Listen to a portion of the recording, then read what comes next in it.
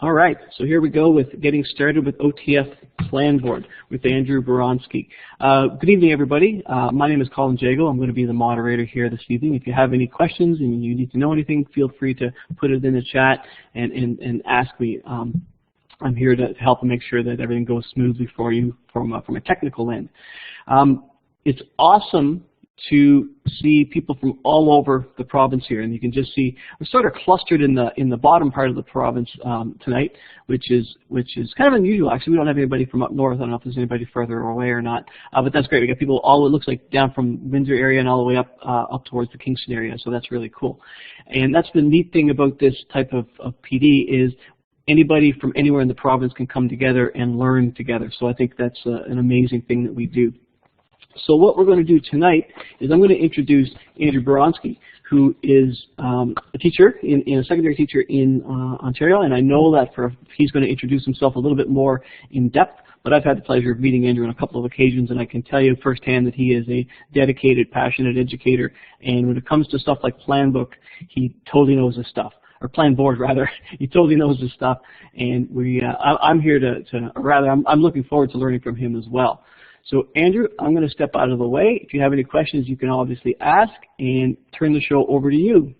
I'm going to move on to your first slide there, buddy, and then we're good. So if you're set, Andrew, it's all yours. All right, thanks a lot, Colin, and welcome everybody. Thank you for joining us tonight. Every time I do one of these, I'm continually impressed with the dedication of Ontario teachers to give up their own personal time at night to come in and improve their practice. So I'm really excited to talk to you about OTF Planboard tonight. I'll go through the basics with you. This is really meant to be an introductory session, but that being said, it's actually pretty jam-packed. They've been around for about 5 years now. I was actually one of their first users, and it's evolved greatly over time. So if you've dabbled with it before, played with it a year or two ago, it will probably still take a fair bit of new things out of tonight as well. And it's consistently evolving, being a web-based tool, but consistently adding features, trying to improve it, which is really nice. So very excited to be here with you. A very quick few basics just about how I plan to run the session tonight, just so you're aware. My plan is to go through a bunch of screenshots with you, show you how to set up your Planboard account, how to use it, the basic functionality. Each kind of got it chunked up in different sections. So as I'm working through that, I've got screenshots so you can kind of see what I'm talking about. Then my plan is to I've recorded some screenshot videos for you. So you can watch the videos, you can actually see it in action. And then I give you a little time to go and try and play with it yourself, and then come back and ask any questions you have. So I'm happy to take questions anytime, but it might be something where you might want to just hold off a little bit, see if I do cover it and show you what you're looking for, and then there's a time for you to come back, try it yourself, and go and play. So looking forward to going through this with you. All right, so we're looking at OTF Planboard. We're really looking at lesson planning in the digital age. And I know for myself, when I started teaching about 8 years ago now, I started off with a paper planner, and that was always interesting because it didn't really allow me a whole lot of flexibility, and there's a lot of erasing going on, crossing things out and adjusting that way. And maybe about 6 or 7 years ago, I adjusted to using a Word file or an Excel file. So in Word, I'd build out a table and kind of go and plug all my lessons in that way. It was really frustrating. If I had a day off or something changed, I'd have to copy and paste every single day and spend half an hour moving forward. And then I was very fortunate enough to come across Planboard about 5 years ago. And so I'm looking forward to taking you through this and hopefully making your life a lot easier, making things better for your students, and opening some doors for you. So a little bit of myself though. I'm a teacher in the Futures Forum project at Huron Heights in Kitchener, Ontario, which is part of the Waterloo Region School Board. I love using technology in my classroom to improve life for both myself and for my students.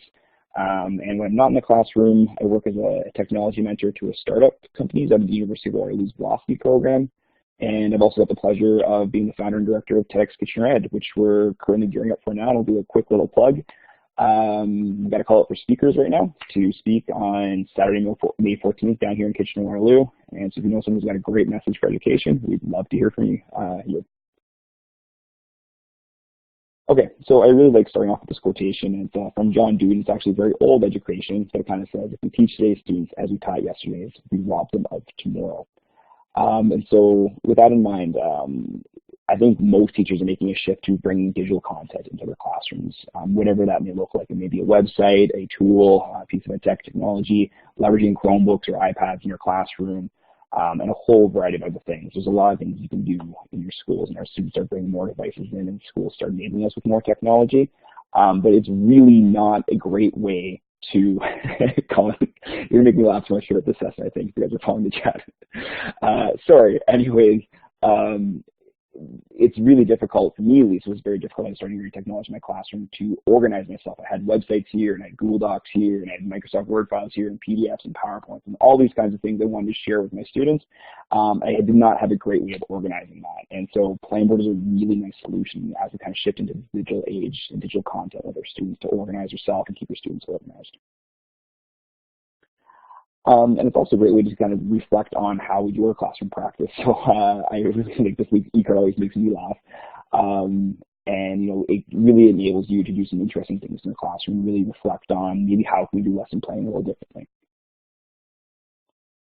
So with that in mind, I kind of think it's a time for change. It was definitely a time for change for me in my practice, and Planboard made that shift a lot easier for myself. And so, like, looking at that shift in that digital age, actually, I'm just going to do a quick question out to everybody here. If you can go to that little green check mark or the X, I'm just curious who's coming from a school board that has Google Apps for Education for both staff and students. So I'm going to give me a little green check mark or red X, just kind of see who's got them. Yeah, so I got a few no's and a lot of yeses. So that's in my case too. We've been a Google Apps for Education board for a few years now. One thing that's great about Planboard is that it integrates right in, so you can access your drive and any files you have in there right from within Planboard. They're actually working with Microsoft Office 365 right now and for an integration as well. So if you're using Microsoft Office 365, you'll be able to jump into that very soon too. That's some functionality that's coming out soon as well. And again, it's not to say that you need to have one of those to use Planboard. It's just a nice space to kind of go in there. Planboard actually gives you unlimited cloud storage, so you can upload PDFs, PowerPoint, Word files, whatever it may be to Planboard as well. Okay, so as we're here talking about Planboard started off about 5 years ago just as a lesson planning tool, and that's kind of what they did. It's come a long way. I think it's a very robust tool. I've had the pleasure of working with the team at Chalk.com for a bit. And so what they did with Planboard, now that they've got a pretty dedicated tool, they're looking to expand out and build a suite of apps. So they're a company called Chalk.com. If you go and create an account at Chalk.com, you'll have a Planboard account. If you have a Planboard account previously, you have a Chalk.com account. And so the next suite of tools, which we're not going to be focusing on tonight, but just so you're aware of it, is called Markboard. It's a way to do online assessments for your students, so build rubrics, marking online in digital space, have students hand things into you, give them feedback in that space too. It also connects with Planboard. So if you build a class in Planboard, that class is there for you in Markboard. There's integrations back and forth that way. But tonight we're just going to be focusing on Planboard. So with that in mind, there is a dedicated website for Planboard through Chalk. You can go there. Specifically tonight, we're going to be talking about OTF Planboard. Planboard did a partnership with the OTF, so there is a few differences between having just a basic Planboard account and an OTF account. Also to be aware of, there is an iPad app. It is free in the App Store, so if you're an iPad user, it syncs back and forth. So if you do some work on your computer in Planboard and then go into class and pull it up on an iPad, all that work will be synced back and forth for you. There's currently a testing version out for the iPhone as well. It's a completely different app. You will not find that in the App Store yet. It's just in a testing version. I've had the chance to play with it for them a little bit. I really like it. It's very different from anything else. It's a nice way to pull things up on your phone, get a glance at your classes very quickly. That should be coming out the next little bit. And they're also working on things for the Android store right now too, but those are not out right now. All right, with all that in mind, we're going to have some chances to kind of go in and play with things tonight, and I've built that into these sessions a little bit.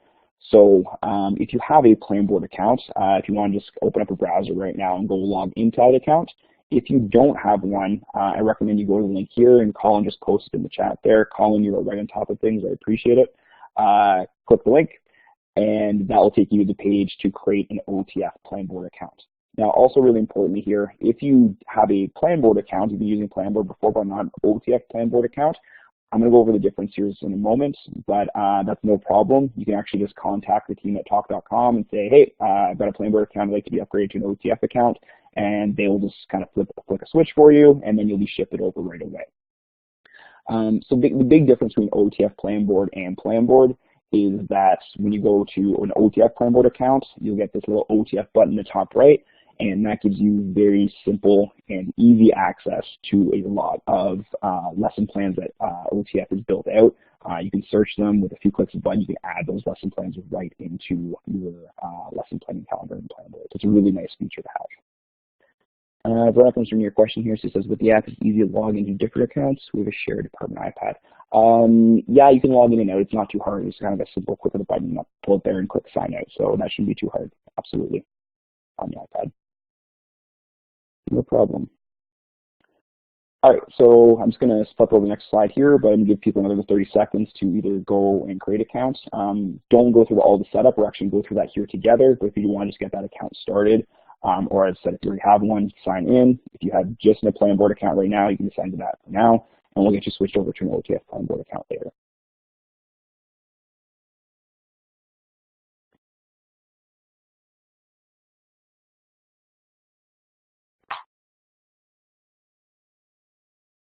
Okay, hopefully you were able to go into that account now right now. If you weren't, no worries, we'll have a chance to come back to that later here too.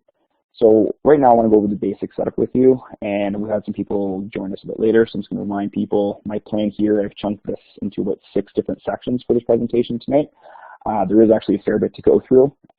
So to start off here, I'm going to go through the basic setup, what it is to create your account, what it is to log in, set up the calendar, and then from there, I've got a demo video for you, so you can see it in screenshots here. You can listen to me talk about it, and then you can actually see me do it and watch me in action.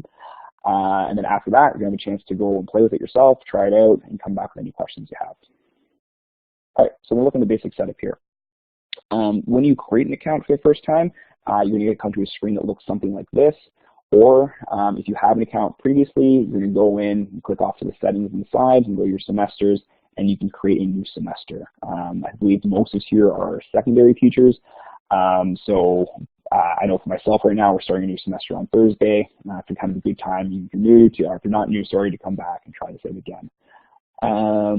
There should be a forgot password link there for sure, and see someone's having some of the password. You should definitely be able to get that from the Planboard login website, and they are usually pretty good about getting back to you quickly and having you reset that. So anyways, when you come to the screen, you're setting up your semester, you've got a few options. First thing you want to do is name your semester. You can do whatever you want. I usually go with something like 2015, 2016, or in this case, just 2016. You can see the button at the top to add a new semester. You want to choose your start date and end date for your school year for the semester. And then you can see the checkoffs for the days there. It will default to having Monday, Tuesday, Wednesday, Thursday, Friday checked off for you, so it's Saturday and Sunday not. But if that's not the case, and you want to be doing some planning and say, I'm having something for the weekend, or you don't teach all 5 days of the weekdays there, you can check those off and play those out too.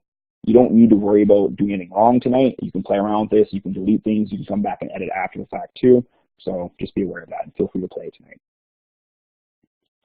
Once you've set that semester, you have a chance to now come in and kind of create your classes or courses here. So in the top right-hand corner, you'll see a button that says Add Subject. Once it pops up where it says New Subject, you can click in there, enter the name for your course, and then you get this chance to personalize it with a bunch of color coding, more options there for colors as well. I highly recommend you choose different colors for different courses. It won't make much sense to you right now, but when you go into your actual calendar, when you start looking at things in a week view and a monthly view, the different colors really kind of help you organize yourself and get a really nice, visually appealing way to look at your lesson plans. Any of Don looking at your question there? Yes, I'm going to be going through a lot of the features of Planboard. So I'm starting off with the basics and how to set up in the intro, but then I'll be talking some more of the power features in the second half of the presentation. Okay, once you've added all your courses, like I said, you just keep on clicking Add Subject there. For me, like I said, I'm a secondary English teacher myself, so I've got 3 subjects I'll be adding into myself for this semester. You can add as many or as little as you want. You can add 1 in now and come back and add more in later too. Another option you get here when you add a course is you can click on the curriculum sets and you can add specific curriculum expectations. So one thing Planboard has done is they have all the curriculum docs for Ontario uploaded into their courses. And so the reason you might want to tag one off here is that as you start going through your lesson planning, you can tag off very specific expectations to your lessons and actually track what you have done, what you haven't done, and what specific things you covered in specific lessons throughout your semester. So that's a really nice feature, a nice tool. I know for myself, looking at the overall expectations for English, there's 15. I think I've got 88 overall expectations. Prior to Planboard, I had really no good way of tracking that and seeing what I did where. Now I actually find it very, very simple to do that. So you can look at that as well. The other option you have here is to add sections. So for example, if you're teaching the same course, but you have 2 different sections of it, you can create a separate section here for it, and that way you can choose to kind of mirror them and have them for all the same days. You can edit back and forth between the two. So it's a nice option there too if you teach the same course without multiple sections of it. Once you've done that, you're going to click off to go to your timetable here, and you get a chance to build out your specific timetable. Now, I'm always shocked in Ontario, and I shouldn't be shocked, but it's kind of surprising how different schedules are across the province. There's some really funky stuff out there. Planboards play with that for years and have a lot of questions from teachers and try to make a lot of adjustments, so you can actually be very accurate with this and get your schedule rotation looking just the way you want it to.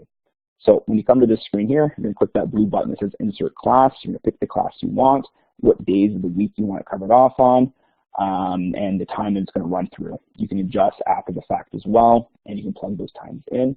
The other really important thing you want to do here is in the top right-hand corner, it's going to ask you to set your rotation, and this is going to be a really personal thing for school by school. So my school runs on a day 1, day 2 rotation, so I have it set for 2 days. You can do anywhere from I think 1 day to up to 15 days. You can run as a weekly rotation. There's a lot of different options there you can play with. You can see that more in a bit here. You also have the option when you're in the screen here to click on semester settings, and this gives you some more options. The key thing this does, it allows you to add in holidays and off days. So if you click on add holidays here, you'll actually be able to choose Canada, and it will default in all the major Canadian holidays for you into your calendar. And then I'll also recommend you add the off days as well, and that would be things like PD days or something along that.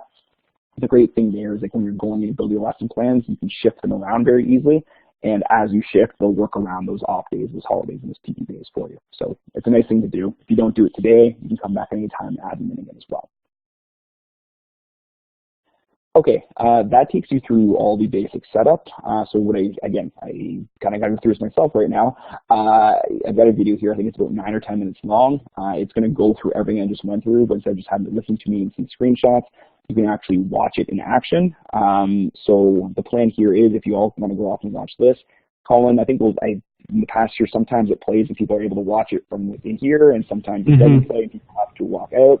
So if you see the video playing here, guys, you can just watch it here, and that's great. If it's not playing for you, we'll post a link over in the chat for you too, or you should be able to click it off the screen there. You go off and watch it. When you get back from finishing the video, if you give us that green check mark, so that just gives me a cue for kind of, okay, people are back, and we can start talking and going through, because I'm going to leave the mic now. And when we get back to, it's a chance for you to go play. So watch the video, and you'll have like 5 minutes for people to jump into their accounts, try things out themselves. If you're struggling with things, there's a chance for you to come back and ask me any questions you have. Okay, so we can start the video now, that'd be great.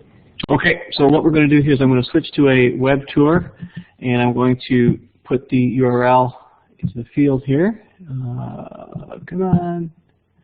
And I'm also going to put it in over here.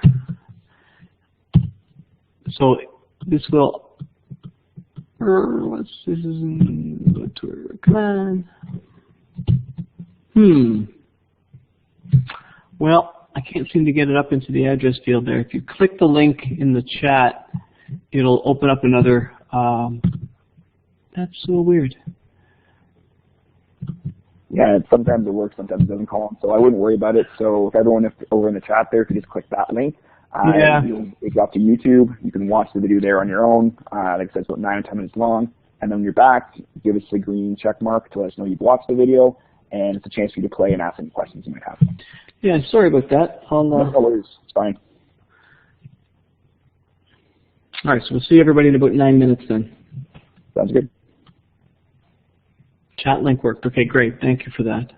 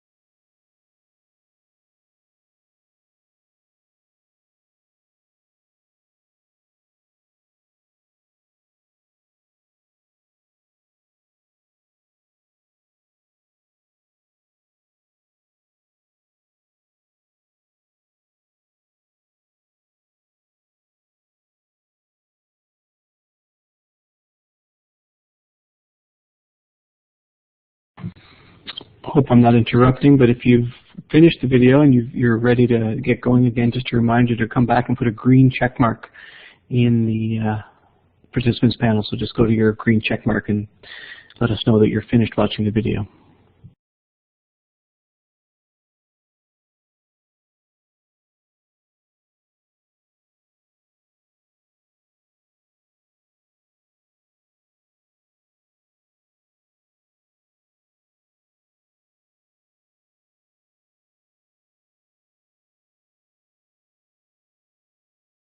Okay, it looks like most people had a chance to watch the video and come back now, and I do want to be conscious of time because there's a lot to go through, and I want to get you all over before 9 o'clock.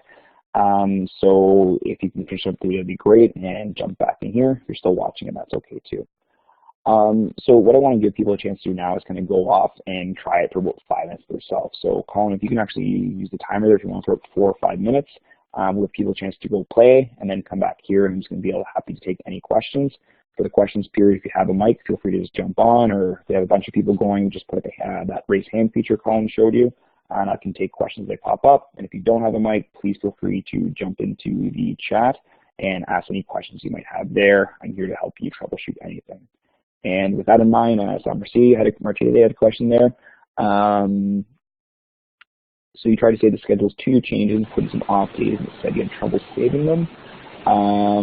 No, that should be fine. The only thing I can think of, as long as everything matched up, if you didn't have anything in there, you can't put an off date if there's already some content in the section. So that's one possibility. The other thing would be if you're trying to use off days outside of what you actually set your schedule to be open, like the start date and end date. Those would be the 2 issues.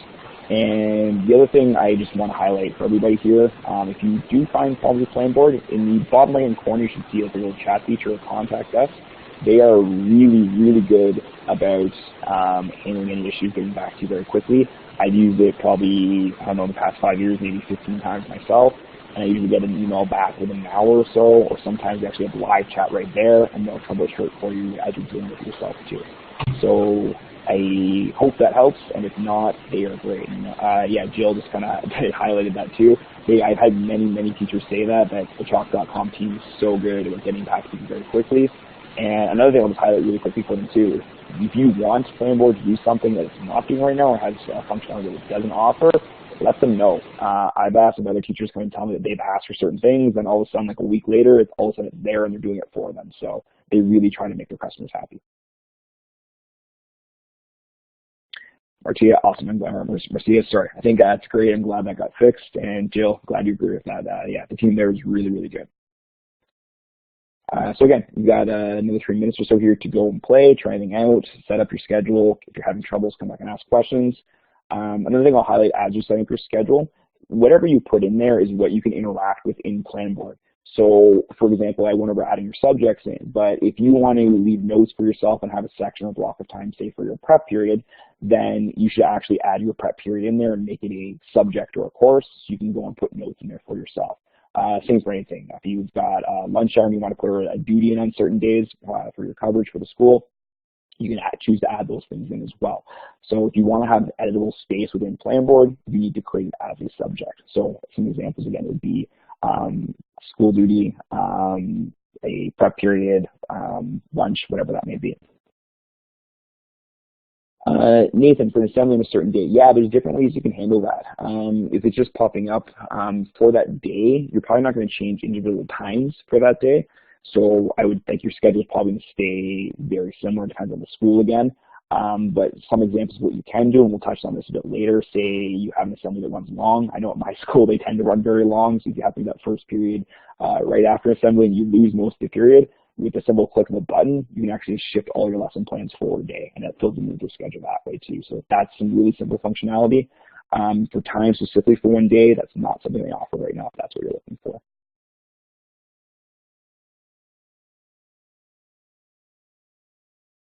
And sorry, Nathan, that help to kind of answer your question? Yeah, okay, good.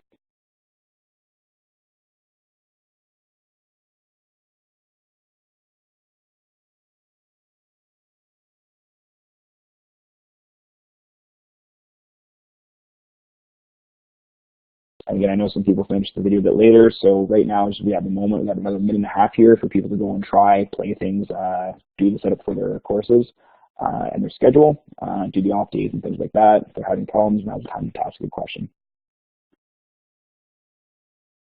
Linda, that's a good question. So we haven't looked at the actual planner itself yet, but within Planboard on the day view, on the day view specifically, it looks like a little yellow sticky note almost, and that's a spot for you to personally leave notes for yourself, put things in.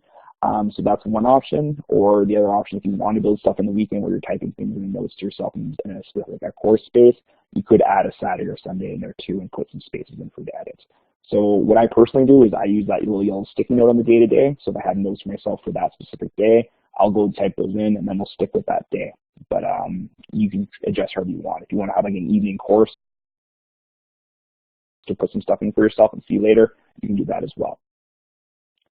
And Kim, I see about you bumping your plans. Yeah, absolutely. That's one of my favorite features. I mentioned like how I used to use like a Microsoft Word table and plug all my lesson plans in there too. And then like, you know, usually we love snow days, but came up with the snow day, and the first part of the snow day was me spending like half an hour to 45 minutes copying and pasting a whole bunch of lesson plans and moving the day forward.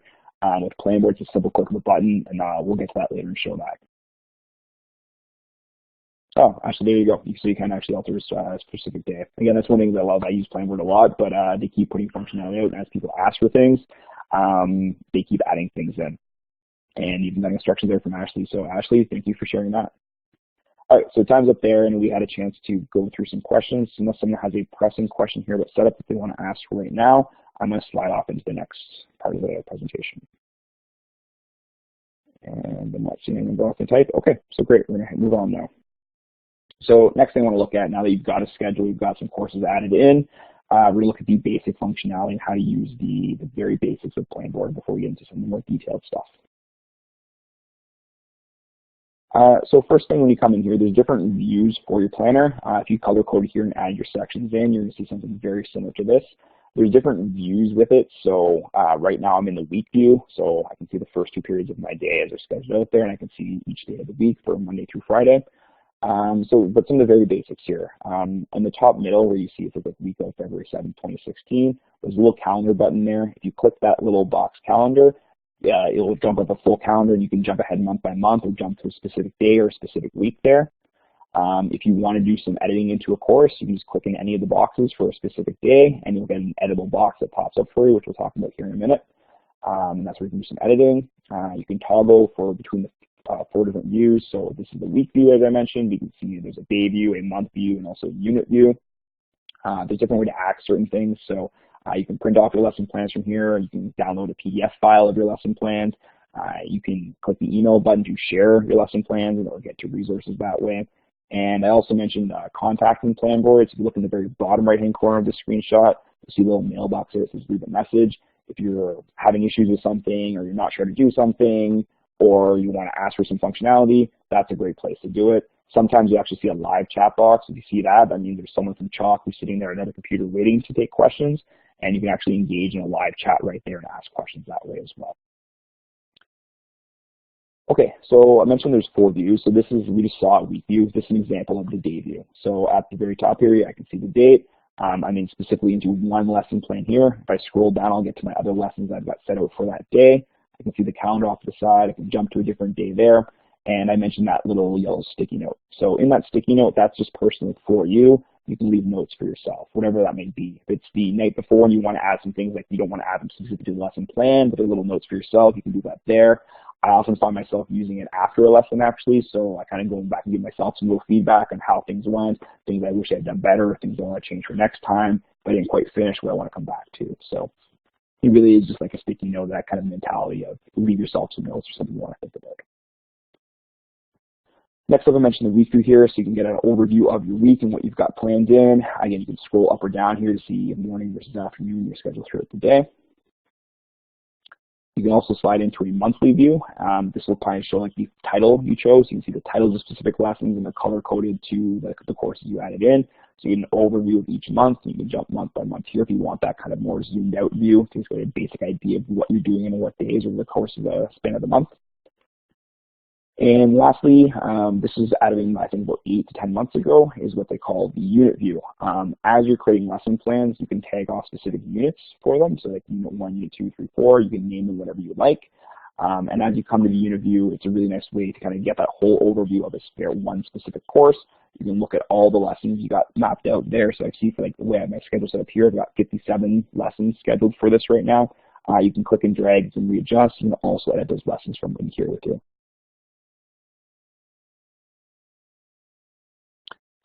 Julie, that's an interesting question. You should definitely be able to scroll down when you're in the day view. I'm not sure if you're in an editable box. If you're on day view, you should definitely be able to scroll down through the whole lesson, or if you click into it, you should also be able to pop up through that way. I've never had that issue before. If someone else wants to jump in and see if they're having that issue as well.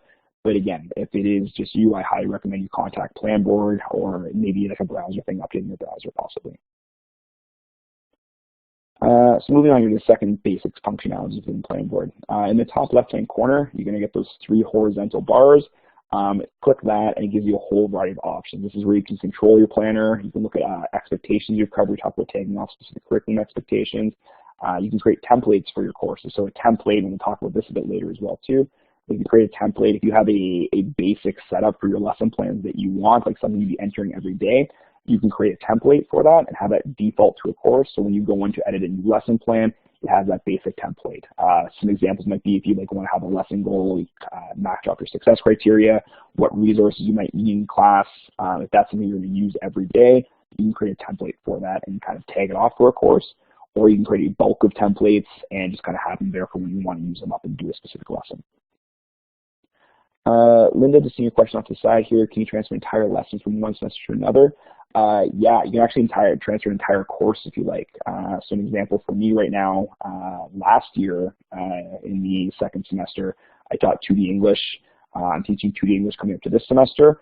I can actually import that and I go and create my semester for the upcoming semester, put the dates in, and then I can actually add a subject and import that entire course over. So bring all my lesson plans from the previous year and they'll dump them into this now.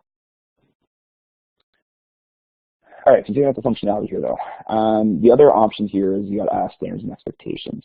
So when you click on this, you have tracking for what you have and have not covered, and this is what you tagged off in your curriculum. So if you remember back when you were adding subjects in for your Planboard account, you had the option to add specific Ontario curriculum. So right here, I'm looking at the Ontario Grade 10 Academic English course. I've added that in. I've done 6 of the 85 specific expectations here. That will probably make a whole lot of sense to you now. If you haven't used it before, we'll go looking at how you add and tag off specific expectations when you're doing your lesson planning. But when you have this opportunity to come here, see what you have and haven't covered. So right now I can only see that 6 of 85. I've got that little green bar as a progress for what I have covered. If I click on that line, it actually will take me to a separate screen where I can look at very specific expectations, what hasn't covered and what hasn't. Okay, so looking at the functionality now, I'm doing some lesson planning specifically. So when you click in a box in the day view or week view, you get this editable box that pops up. Okay, and this is for any specific lesson plan. It's going to look very similar to some of the things you've used before. So if you're a Microsoft Word user, it's going to look very similar to Microsoft Word. If you use Google Docs or some other kind of word processor, it's going to look very similar in a lot of ways. So you've got the basics there, like bold, italic, and underline. You can add bullets in or numbered lists. But it also gets more interesting here being web-based. You can start doing some other things. So you have the option to add images into your lesson plans. You can add those from your computer. You can search the web. If you're familiar with the embed codes, you can actually embed videos right in your lesson plans. This is a really favorite feature of mine. So I'll add videos in from like YouTube or Vimeo, or you can get embed codes from other sites as well, like TED is another great example, where if you just put that code in here, it'll actually create a box and have that video right here in your lesson plan, which is really nice. It's a feature I use a lot. You can hyperlink out to other websites as well too. So if you're looking to use a variety of websites in the class, instead of trying to go and find and have 9 tabs open before you start that lesson, you can just jump into Planboard here, have those links right in, click, and have those open in your tabs. You can access those websites with your class when you're doing your lesson plan. Across the bottom, you get other options. So the first one says Add Standards. This is what you click to tag specific expectations. If you hadn't added a specific curriculum to this yet, you can also do that here as well. You'll get this pop-up box. You can scroll down, look at the expectations you are covering in this lesson, and tag them off, and then they'll be added to this lesson for you. You also have the chance to upload files here. Planboard gives you unlimited cloud storage, so you can add as many files in here as you like. So again, anything you wanted to upload off your computer, it could be a PowerPoint, a PDF, Word files, whatever it may be, you'll have that option. And I mentioned creating templates before here in Planboard. We'll look at how you do that a bit later, but this is where you can click on the template selection if you've got some default templates you use, and you can add that to your lesson plan right here as well. They also have a variety of other options for you. So if you click options here, you can copy a lesson. So if you're doing two subjects the same thing, or you want to transfer from one lesson to another lesson, you can click copy and go and just add it to another lesson. You have the chance to move it. So if you want to go from like one date to another date, you can click the move button. You can move it wherever you like tonight, just choose a new date. I also mentioned like the shift forward and shift back a lesson. So I gave a couple of examples like the snow day. If I've got, say, all 80 courses I've got for the semester planned out, and it's the second week, and we have a snow day, for example, an off day for whatever reason where the class students are coming in, I can click shift forward a day, and what that does, it takes all the other like 75 lessons I've got planned out for the semester, it's just everything forward for a day. So it's a really nice feature. It's a huge time saver. Like I said to myself in the past, it was a big problem for me. I would jump into a Word file where I had that table, and I would literally spend half an hour copying and pasting things over to adjust for that. So now it's just a simple click of a button. You also have the option to share your lesson. There's really a variety of options to share. You can email things out to people. So another thing I really love about it, if you have an emergency, if you've got a young child and you take them to see the doctor first thing in the morning, it was unexpected, it's pretty stressful for what you can do for lesson plans, how you have your classes run. If you literally pop in a Planboard for a minute, log in, click email for that lesson for that day, add in your VP, department head, supply teacher, have their contact, click send, and it sends off your lesson plans to them for the day.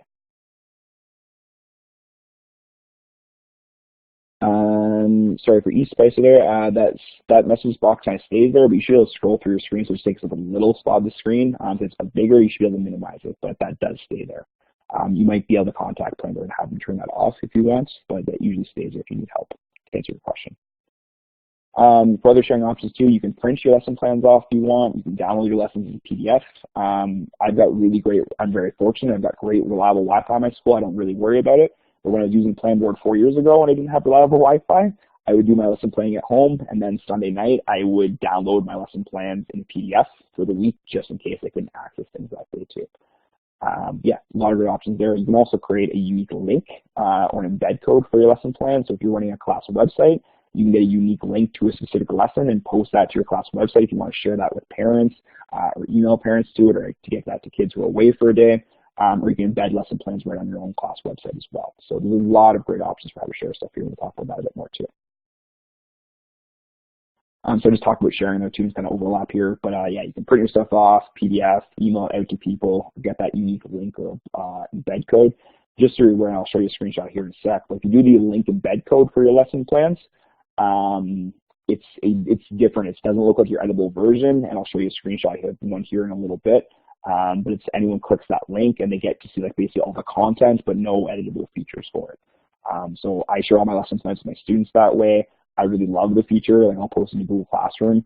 They can access things that way. I've had times in the past where I have a student who stays home sick, but they jump on a laptop and they'll actually kind of, like I say, if I had the video embedded that we're watching in class and doing a discussion on it with a link, they'll watch the video from home and then they've jumped into that discussion and participated even though they're home that day.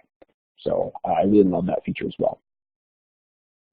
And so this is what it looks like if you have that unique link to a lesson. So here's a lesson plan I did. I've got that Ken Robinson RSA video embedded in my lesson plan here. You can see I've got links off to the side from Google Docs that students can open up. So this would be the student view if you gave them a unique link to a specific lesson plan. Another thing that's relatively new is Planboard added Google Drive integration. So you'll see a little Drive icon down here as well now. And if you click that Drive icon, the very first time, it's going to ask you to give access to Planboard to access your Drive account. You have to sign in. If you're okay with those terms and permissions there, you click yes.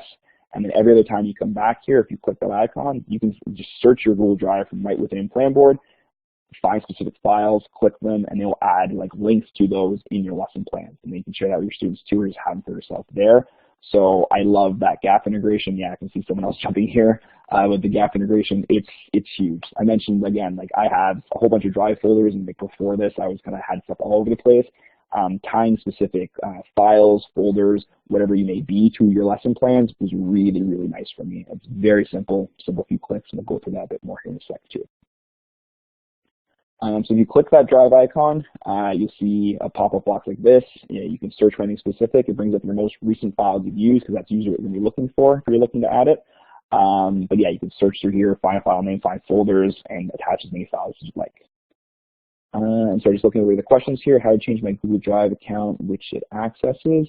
That's a good question. If you integrated with one and you're looking to add with another, I'm actually sure. That's a really good question. I can look into that for you and get back to you on it, or feel free to message chalk.com as well too.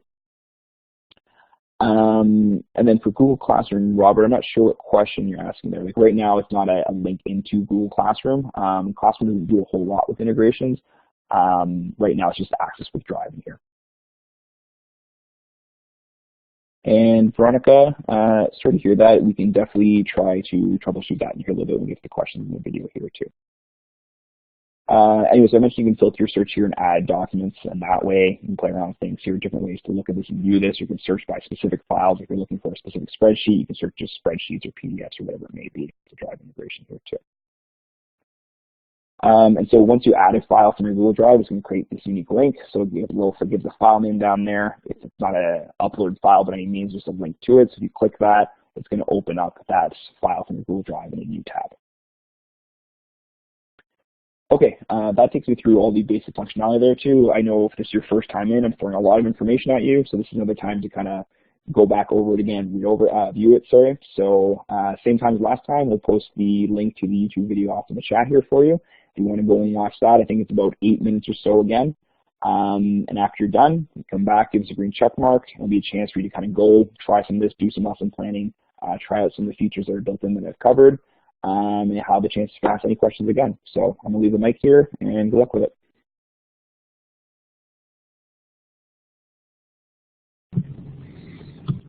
Yeah, I put the link for the video in the chat there, folks. You can click on that. I'm still not having any luck getting this web tour thing to work. Sorry about that. I'm not sure what's going on with it. No worries, Colin. Again, the links are there on YouTube. I've made them live just for that case, and people can watch off on them that way.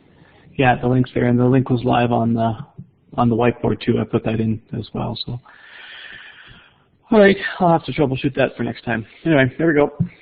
So the video's there, so we'll have about 8 minutes, and then we'll come back. So again, give us a green check mark, everybody, when you're back from watching the video.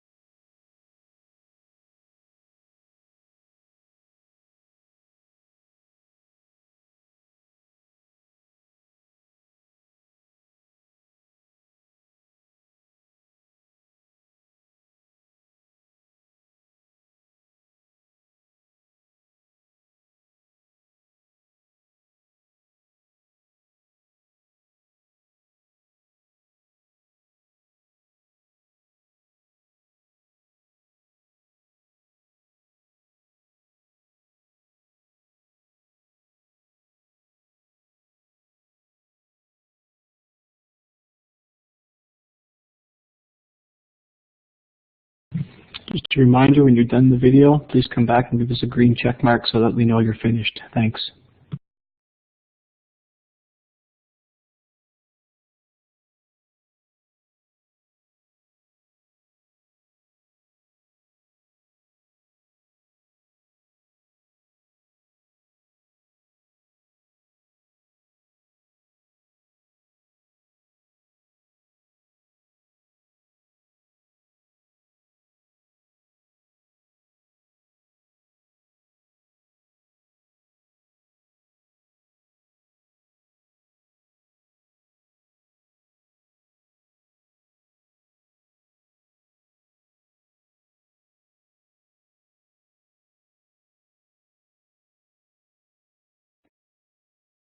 Okay, it looks like most people are back now. If you're just finished off the video, please continue to go ahead and go with that.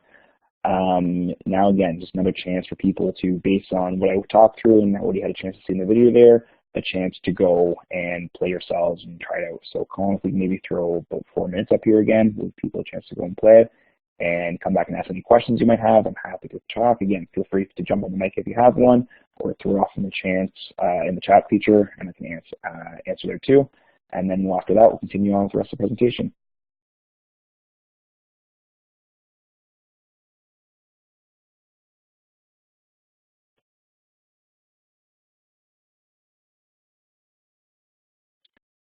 Okay, Kim, I really hope this works out for you too. I don't think there's any perfect tool out there, but when it comes to digital lesson planning and organizing yourself online, I've really found Planboard is the best one out there. It doesn't have all the functionality like in other areas. Like there's a whole bunch of things going on, say with things like Immortal and Schoology and other things. But for that idea of organizing yourself and doing your lesson planning, I really think Planboard is the best one out there.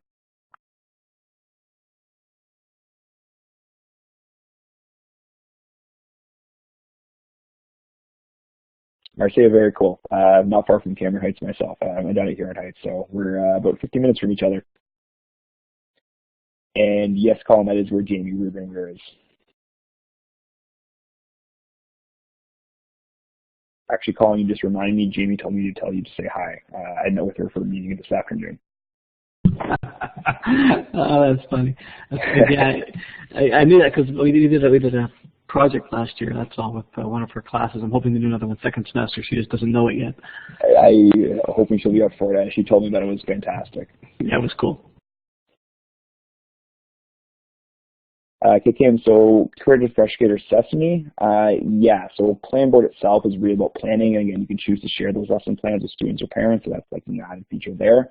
What you could check out too, and it's very early for them, what they've launched, and it's the same account, is what's called Markboard. Markboard's focused on assessments, so it really depends what you're looking for. Like FreshGrade is an assessment tool. Sesame, I find is really good for like using the Sesame Snap app and like snapping what's happening on your classroom, taking pictures and tagging students off of that. I think that's a really great feature for Sesame. So it really depends on what you're looking for. There's so many tools in the tech space now. Again, for my 2 cents, I think Planboard does the best job for lesson planning. They're diving into doing some stuff, and they've got some really cool plans for Markboard down the line, but it's really what you're after yourself.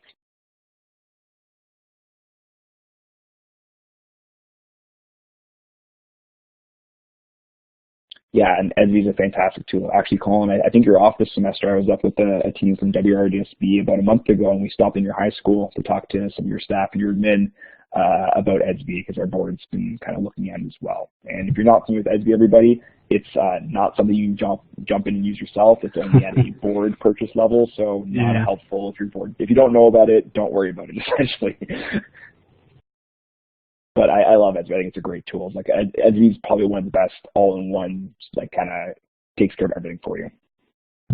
So did you just say you were at my school, but I missed you because I happened to have been off?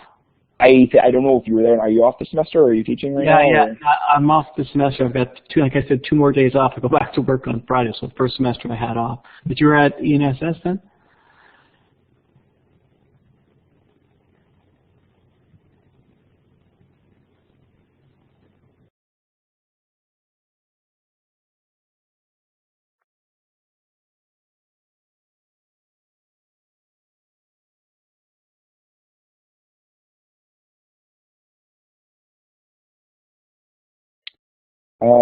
Sorry, Colin, I'm just checking. I can't hear you. Oh, yeah, you're kind of cutting in and out there. Can everybody hear me okay? Just want to check where we're at right now.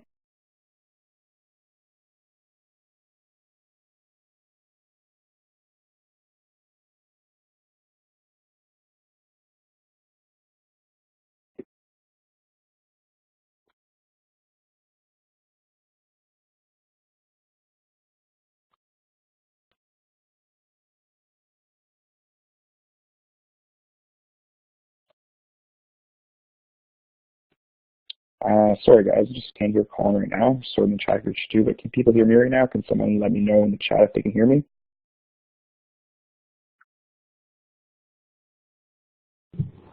Yeah, sorry, I can hear you, Andrew. I just think I had a glitch here as well. I can see that the Blackboard is telling me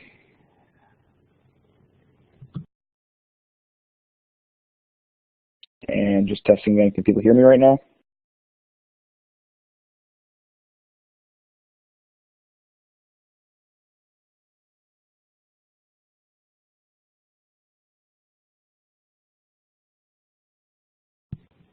There. I think we might be back.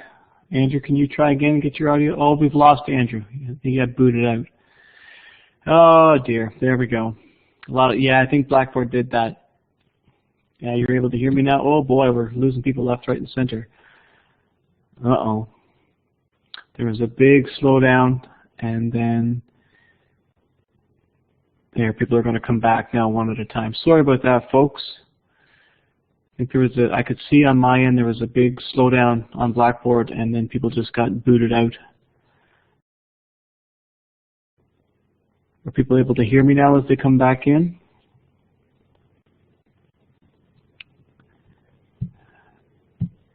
Hey, can people hear me now? Yeah, you can. Yeah, Andrew, we just had a bit of a glitch here. It slowed down and then it booted a whole bunch of people out. Probably 2/3 of the people who were in the room got thrown out, and they're slowly coming back in. But I think we're back in business now, so I guess we can keep going, and hopefully those who got booted out can join back in. No worries. I'm glad it wasn't just me, because I was talking for the mic for a bit and asking people if it didn't look like I was in still, and I would get like little blips of you calling. Yeah. I'm sure you said something really insightful and I missed it. But I guess to answer your question before, I came up with a few other people from the Divi to just talk about it as being kind of explored a little bit. Sorry, I missed you then. Actually. Yeah, I sorry to miss you too. All right, then back to our regularly scheduled programming then, hopefully. Absolutely. Looks like most of us are back here. So we've been through like the two biggest sections, everybody. I'm just going to continue on a little bit here. If you got bumped, just there's going to be a recording of the session. I'll have access to the resources afterwards too if you're here late. So the next thing I want to talk about, we've kind of highlighted pieces here that I want to jump into a little more detail, is looking at curriculum expectations. I know for myself, as I've been using this my first 4 or 5 years of teaching, this is not something I would definitely cover, look at the curriculum expectations, but I found it very difficult to track and work through, like what had I covered, what haven't I covered, when was I doing it, was I not doing it, what did I actually cover in the semester, because there's a lot there and it's really kind of daunting. But I found personally Planboard's made that much, much easier for me, and this is kind of the way I can track it a lot better too. So to dive a little deeper into that, when you're in your lesson plans, you click on that Add Standards section. If you tagged off the specific course you're using for this curriculum, you'll get this dialog box that pops up, and you can look at all the specific expectations and choose to add them there. So if you look on the screenshot here, you can see where it says A1, A2, A3, those 3 boxes in the bottom left. Those are specific expectations that I have covered off for this lesson plan. I tag those off. If I hover over them and click on them, I can see the specific details there for them. And you also get that opportunity, we'll come back to this, where you can look at your course and see a whole overview of what you have covered and what you haven't covered. So it's a really nice feature that way. So like I said, if you click on that Add Standards, this is the box you get pops up here. I can scroll up and down. I can see all the expectations. I think for this course in English, there's about 88 specific expectations. You can see the A2, A3 there. It says added for them, so I know I've used them for this lesson. I can scroll down and click on them there too. If you add one, but you decide to change your lesson plan, you want to remove them and take them off, you just kind of click on the Add Standards again. And if you look at the A1, A2, A3, there, they have little X's beside them. If you click that X, you can delete it off and take it off too. If you want to see an overview of what you have covered, what you haven't covered in your semester, if you come in that top left-hand corner where you got the 3 little bars, you click that and go to Standards Expectations. You're going to come to a screen like this. You can see the courses you're teaching. And so you can see right here for my 2D course in the screenshot, I've covered off 6 of the 85 specific expectations. If I click on that green bar, again, it's going to take me an overview and show me what specific ones I have covered, what I haven't. And even another really cool feature is if I go over the ones I have added and hover over it, it will show me the specific lessons and give me links to those lessons if I want to go back and review where that was covered. So you can see an example of that here. If I clicked on that green line, it brings me to a screen like this. I can see which ones I have tagged, which ones I haven't. And again, if I hover over those green tags, it shows me the specific lessons that I did cover those in. Okay, so let's really quickly just, the expectations are pretty straightforward. I also want to talk about a relatively new feature for Planboard, which is the unit planner. This is another way to organize yourself, look at your lessons, and kind of do some rearranging as well if you want to adjust over time. So from this is the weekly view here, but you can click off on unit and it will take you to a screen that looks like this. All your lessons will be here. They'll be off the left-hand side. Like I said, when you're creating a lesson, you can tag it off for a specific unit and create units as you're going. If you click on a single lesson in the unit planner here, you'll see the lesson plan off to the right. You can also edit and adjust here. And off the left-hand side there, where you're looking down your specific lessons, you can click and drag to reorder if you want. So if you want to move things around, readjust, or get a nice overview of a single course, this is kind of the best place to come and do it. Again, that weekly view gives you an overview of the week of all your courses. The monthly view, you can just see like essentially what the title of the lesson plan is. If you want to look at one specific course and everything you're doing in that one course, the unit planner is kind of really where you want to go. Okay, one thing I really want to highlight for this, because we're talking about OTF Planboard here, and again, to have an OTF Planboard account, you need to have gone to that OTF Planboard link at the beginning to create that account. If you're somebody who has a Planboard account, but you want to look to upgrade to an OTF Planboard account, all you need to do is contact chocka.com. You can use that message button in the bottom right-hand corner and say, hey, I'm an Ontario teacher. I want to be upgraded to the OTF Planboard account. And they will make that upgrade for you within, I would say, usually happens within an hour or two, but at best probably 24 hours. You won't lose anything you've done in Planboard. It's not like creating a brand new account for you. It'll just switch you over and kind of upgrade you for it. And there's a variety of things that comes with it, but the really big upgrade for you there is you get access to all like hundreds of lesson plans that OTF has built. It's got all the resources, curriculum expectations, handouts, things like that, files for you to use. And you can, with a couple clicks, import that right into your Planboard account. So I want to cover that down a little bit right now. So we'll look at how you can use OTF Planboard to import lessons from the OTF into your lessons. So once you get an OTF Planboard account, right in the top right bar there, you're going to see this little, you're going to see the OTF symbol there, and that's how you access the lesson plan. So if you don't have that little OTF in the top right-hand corner beside your planner and your profile, that means you're probably just on a Planboard or regular Planboard account right now. If that's the case, you want to upgrade to OTF Planboard to have access to these lesson plans, again, just contact chalk.com, tell them you want to be switched over to OTF, and they'll take care of that for you. Once you've done that, if you're thinking about it, you're not sure what you want to do, or if there's areas you struggle in. I know myself as an English teacher, I really love the media strand, but I've got a lot of colleagues who are very strong in writing literature, but they don't feel very confident creating resources for the media strand in English. So this would be a good option for them. They can go into OTF here. You can actually search out by specific strands or courses, and you can find some lesson plans that maybe is a start for you to kind of introduce to your classroom. Okay, so kind of scroll ahead here from that. So if you click that OTF button, it jumps you off here. You're still in chalk.com, but it takes you to this OTF Teachers Federation page. Okay, and they have this really organized very well. OTF's put a lot of time in this to kind of make it very easy for teachers to find lesson plans. So they have a few options here. You can see the boxes there with the images. They have specific courses. You can search by science or programming or English, French, I believe, math. They have a ton of subjects, and you can filter by that. They've also the option for you to search by a category, so you can look at something specific. It might be environmental damage or something along those lines, or like I said, the media strand in English, you can choose that. And they also have dozens and dozens of tags they've added specific lessons. So if there's a specific term you want to look at and find lesson plans for, you can search by that tag as well. Okay. If you search by something, you say click off on a course here, it's going to take you to a page that looks like this one. Okay. And it'll give you a list. So just as an example here, I went into science, and I can see a list of all the science courses that OTF has created. You can see they're all free for you as having an OTF account. As you scroll down here, these ones are organized by subject and by grade level, so you can look at that as well. If you click on the course itself, you're going to be able to see the details of it, or that free button. So you click on free, it's going to take you off to a screen that looks like this once you've looked at the lesson plan. And once you click on free, it's going to ask you where you want to import this into your lesson planning. So you're going to choose your semester, you're going to choose the course, and then pick the date. You're going to click submit, and then it will take that entire lesson plan. If you look at the OTF lessons, they're really good. They got, again, most of them have like learning goals, success criteria in there. There's handouts attached in as PDF or Word files in a lot of cases. A lot of interesting content. There's some interactive media content added into them. So again, it's a great place to go and find some stuff there and add it right into your lesson. With a few clicks, it's added right into your planner for you. Okay, so just to kind of show you what that looks like, and this is the shortest video of the ones I've made. I just want to show you a demo of what it looks like to actually go and import a lesson from OTF into your OTF Planboard account. So Colin, if you can throw us the link over in the chat again there too. And then everybody, same process, you get a chance to go watch the video here, come back, play, and ask some questions. I've got one final thing to go over, and we should be good to get you all out of here before 9 o'clock. Yeah, so the link's in the chat there, folks. I'm not even going to try and do the other one right now. It's only 3.5 minutes, so we'll see everybody back here in about 3.5 minutes.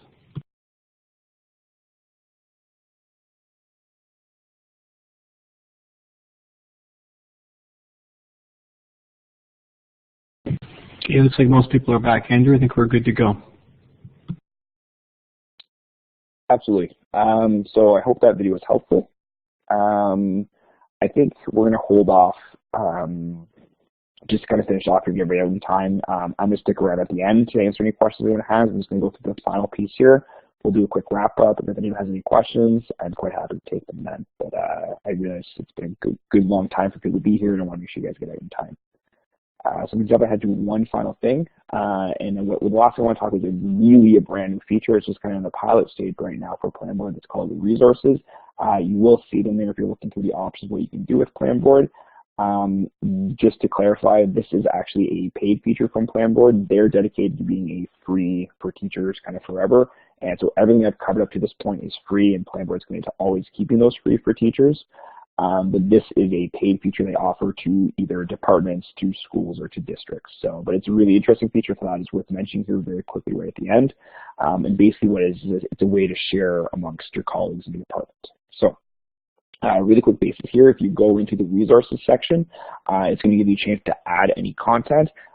You can kind of create different groups with this. So for myself here, I've kind of created my English department, and it was also tied off to my high school as well. You can choose how you want to share, so you can dump something into like a small group. If you're working on a course with 2 other teachers, you could have shared lesson plans back and forth between you, or you could be sharing between a department or across your entire school, depending on how you want to set up and how it was purchased through them. But it's a really interesting space to kind of go and dump entire lesson plans in. You can find what other teachers are doing, take it, add it right into your Planboard account on a specific date, and then go and tweak and add adjustments yourself as well. So very early stages for that, and again, it's something that is on the paid level. It's the only thing right now that I've talked about today that is paid, but I thought it's worth mentioning. I've been playing around with it, and I really, really like it. It's a great tool if you work collaboratively with other teachers in your school. It's really nice to have. All right. I'll take any final questions here that people had with curriculum mapping, OTF OTF Planboard, and kind of putting lessons in, or anything on resources. If anyone has any pressing questions they'd like to ask right now. And again, feel free to jump on the mic or throw it off in the chat.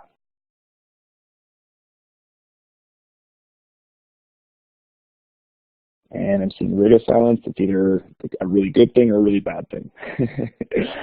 Okay, with that in mind then, we'll wrap things up. I just want to say thank you again to all of you for being here tonight. Again, it's great to see so many Ontario educators giving their time.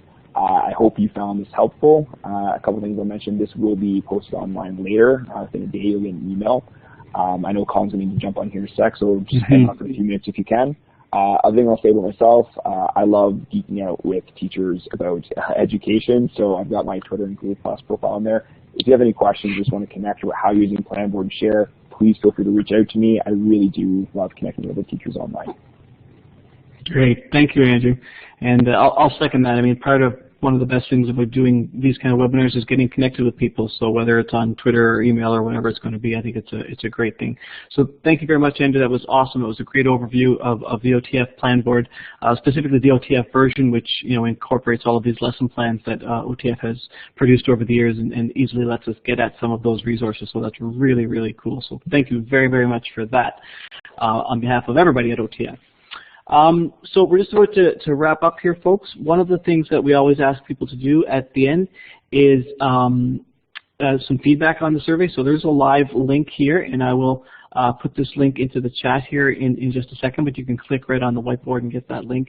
When you log out of the Blackboard Collaborate session, this will also pop up on your screen as a pop-up, so you're going to get to it in a couple of different ways. This feedback survey is really, really important for us. It gives us some data, some feedback both for Andrew and for OTF that we use going forward to make even more of these things and make them better for you. At the end of the feedback survey, once you've completed the survey, you get an option to then go and print a certificate. You can fill in your information and print off a certificate that you can then keep as part of a portfolio or whatever to show people that you're taking your own time and you're getting some learning that's very valuable for yourself. So please do that as well. The email tomorrow will probably come out tomorrow with the resource page for tonight, and all of the links that we have will be onto that resource page as well as the recording of this session, so you can go back and look at that again or share it with colleagues or what have you. You can also see there's a calendar session down here. I see somebody talking about other webinars.